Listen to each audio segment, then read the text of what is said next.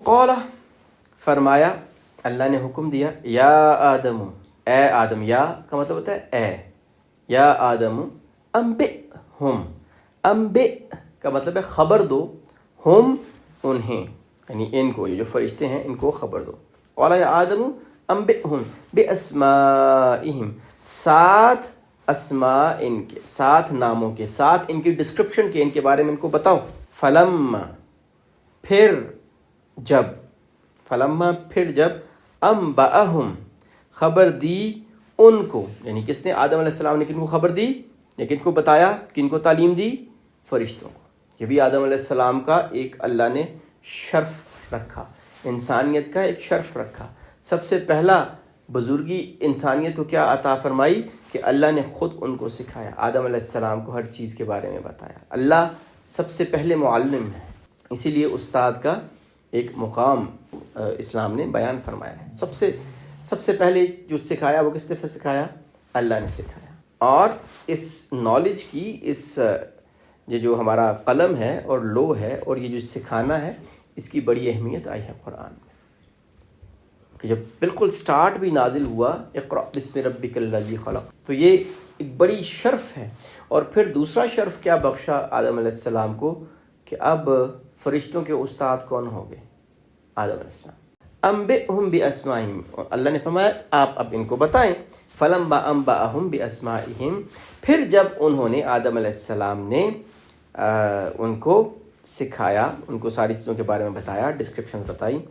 قال، پھر اللہ جل شانہ نے فرمایا الم اقل لکم، الم آ کا مطلب ہوتا ہے کیا، لم اقل، لم نہیں، اقل میں نے کہا، اقل لکم، لکم تمہارے واسطے، انی بے شک میں، انی بے شک میں، اعلم جانتا ہوں، غیب السماوات والارض چھپی ہوئی چیزیں آسمانوں کی اور زمین کی، یعنی غیب کے مالک کون ہیں؟ صرف اللہ جل شانہ، جو آسمان زمین کی ہر چیز ان کے سامنے موجود ہے۔ وَأَعْلَمُ اور میں جانتا ہوں، مَا تُبْدُونَ جو تم ظاہر کرتے ہو، وَمَا كُنْتُمْ اور جو کچھ تَكْتُمُونَ چھپاتے ہو۔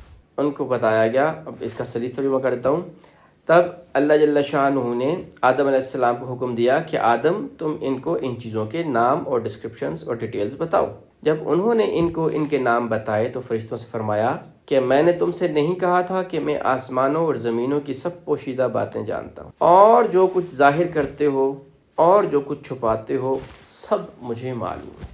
تو اب ایک تو یہ فضیلت آ گئی، جب یہ سارا کچھ بتا چکے نا، جب بتا دیا، جب آدم علیہ السلام نے بتایا ہوگا ابراہیم علیہ السلام کے بارے میں، نوح علیہ السلام کے بارے میں، اور محمد صلی اللہ علیہ وسلم کے بارے میں، باقی صلحاء کے بارے میں، باقی صحابہ کے بارے میں، تو ظاہر ہے اب فرشتوں کو تو پتہ چل گیا، یہ نہیں ہم جو سوچ رہے تھے سارے ویسے نہیں ہیں۔ ظاہر ہے فرعون کے بارے میں بھی تو بتایا ہوگا، نمرود کے بارے میں بھی بتایا ہوگا، ابو جہل، عتبہ شیبہ کے بارے میں بتایا ہوگا، عبداللہ بن ابی کے بارے میں بتایا ہوگا، تو کہیں یا اللہ یہ دیکھیں نا، یہ ویسے ہی نہیں ہے۔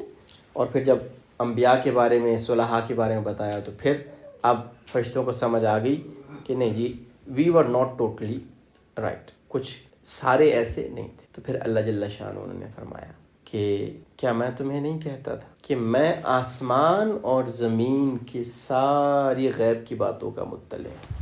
اب یہاں پہ آسمان اور زمین کی بات آئی تو انسان 2 چیزوں کا مجموعہ ہے، یاد رکھیے، زمین کا اور آسمان۔ اس سے ہمیں پتہ چل گیا نا کہ ہماری ایکچولی جو ہمارا جو اصل چیز ہے، جو ہماری روح ہے، وہ کہاں تھی؟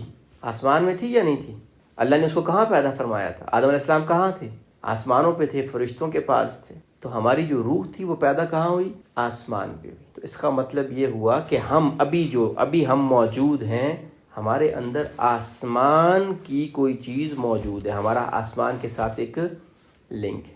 اور والارض اور زمین، اور یہ جو ہمارا جسم ہے، جو ہماری ایک باڈی ہے، یہ کہاں سے ہے؟ یہ آسمان سے ہے؟ نہیں، یہ زمین سے ہے۔